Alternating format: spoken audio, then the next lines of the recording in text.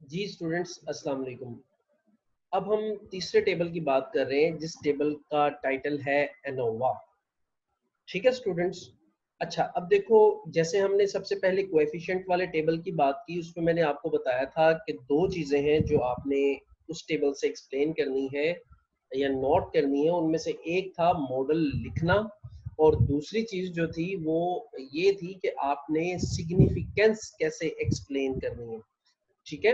अब इस टेबल में भी और वहां पर जो सॉरी मैं दोबारा से बता दूं, वहां पर वो जो जो सिग्निफिकेंस थी वो इंडिविजुअल वेरिएबल्स की थी, यानी जो आपने एज इंडिपेंडेंट वेरिएबल्स इंक्लूड किए थे वो मॉडल में सिग्निफिकेंट रोल प्ले कर रहे हैं या रोल प्ले नहीं कर रहे, वो उनके लिए था।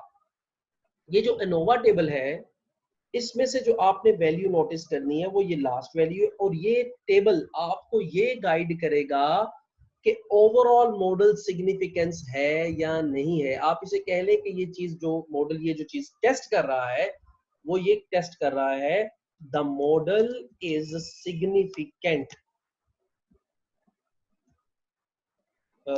Model is insignificant. इनसिग्निफिकेंट कह लो या सिग्निफिकेंट कह लो, एक ही बात है ना कि मॉडल इज इनसिग्निफिकेंट। तो मॉडल दूसरी ऑप्शन क्या बनती है?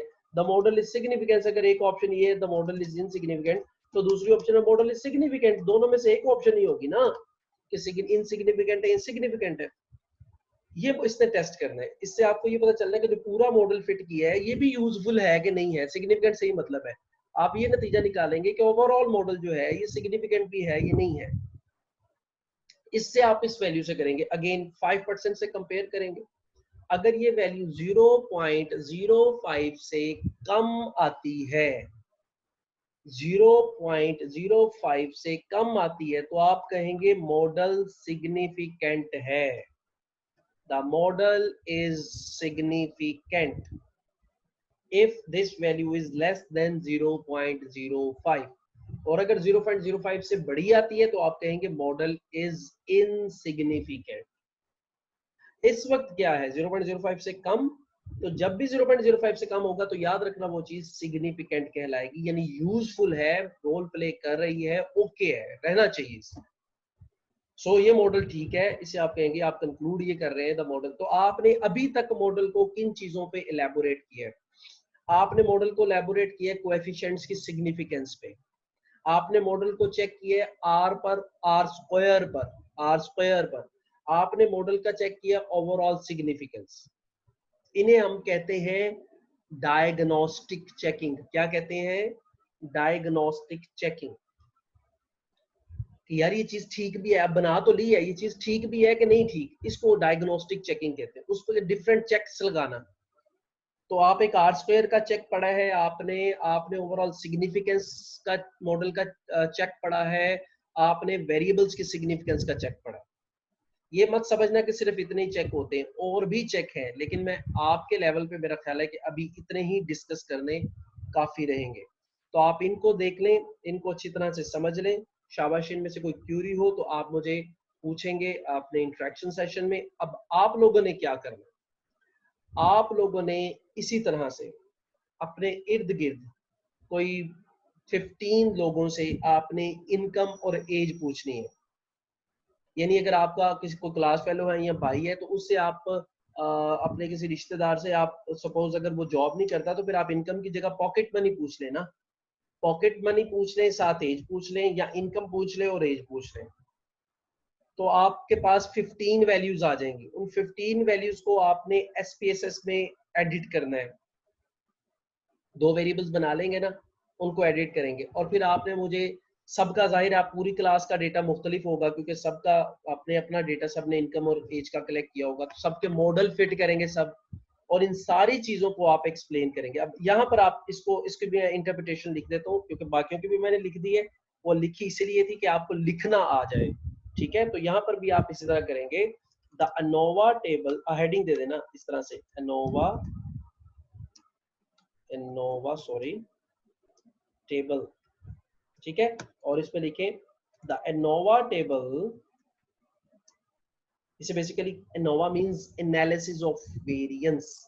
ठीक है, मैं उसकी डिटेल में नहीं जाता हूं, आप इसे इस तरह लिख दो, the ANOVA table is used to check the significance of the model. ठीक है, here significant value is 0.000 which is less than, क्या बोला मैंने, 0.05 जिसे हम 5% भी कहते हैं. Hence the model is significant. ठीक है, so significant का क्या मतलब है, क्या यूजफुल है, so we can use it for prediction. हम इस मॉडल को प्रिडिक्शन के लिए यूज कर सकते हैं. ये लाइनें आपने बिल्कुल इसी तरह लिखनी है. अगर इनसिग्निफिकेंट आ जाता है इस रिजल्ट से तो आप क्या लिखेंगे कि जी significant value is greater than 0 is this which is greater than 0.05, hence the model is insignificant so we cannot use it for prediction. ठीक है. अच्छा, अब आप वो जो 15 वैल्यूज कलेक्ट करेंगे उन 15 वैल्यूज पर आप मॉडल फिट करेंगे, यही सारा काम रिपीट करेंगे और अपने अपने रिजल्ट्स के मुताबिक मुझे इंटरप्रिटेशंस लिख कर देंगे. सबसे पहले मॉडल लिख कर देंगे, मॉडल लिखेंगे आप जिस तरह मैंने लिखा.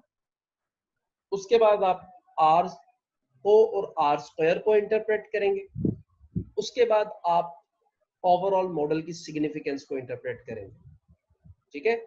सबसे पहले कोएफिशिएंट्स आ जाएंगे ना, कोएफिशिएंट से आप टेबल लिखेंगे और कोएफिशिएंट से आप सिग्निफिकेंट वैल्यू से भी डिस्कशन करेंगे कि इनकम एज सिग्निफिकेंट आ रही है कि नहीं. उसके बाद फिर आप आर को और आर स्क्वायर को इंटरप्रेट करेंगे और उसके बाद ये नोवा टेबल को. इसी तरह यही लाइनें आप यूज करेंगे और अपने अपने रिजल्ट्स के मुताबिक उनको इसमें इनकॉर्पोरेट कर देंगे. ठीक है. तो ये आपने काम करके, आज आपकी क्लास है, आपने काम करके मुझे कल इवनिंग तक ये सेंड कर देना है. बल्कि आज आपकी 4 बजे, चलो कल 12 बजे तक, कल दोपहर को 12 बजे तक आपने ये काम मुझे सेंड कर देना है. क्योंकि आप लेक्चर जैसे ही सुनोगे वैसे ही आप इस काम की प्रैक्टिस करोगे तो आपके माइंड में रहेगा, इसलिए मैं इसके लिए आपको ज्यादा टाइम नहीं दे रहा. तो आप इसे सुने और इसको साथ ही प्रैक्टिस करके मुझे शाबाश कोशिश करें कि रात को ही इसको भेज दें आप. ठीक है. Okay students, thank you very much. अल्लाह हाफिज. इससे आगे की डिस्कशन अब इंशाल्लाह नेक्स्ट लेक्चर में. Thank you very much.